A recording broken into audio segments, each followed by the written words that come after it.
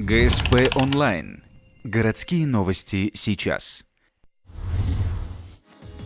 Среда, 18:30, памятник первопроходцам Севера на Заводской улице. В преддверии Дня города общественники и горожане прибрали окрестности монумента. Именно здесь 22 августа будет поставлена театрализованная миниатюра первой высадки геологической экспедиции.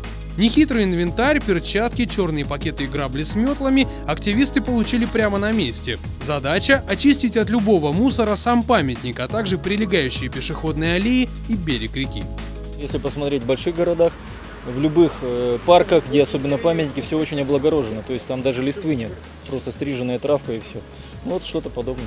Особых усилий от общественников не потребовалось. Окрестности памятника ранее уже очистили от бытового мусора.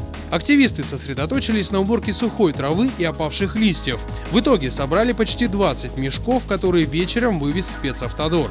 Горожане заметили, что рядом с историческим объектом нет ни одной урны. Хочешь не хочешь, выкинуть мусор можно только на землю. Люди уверены, что обустройство специальных мест пойдет только на пользу территории памятника.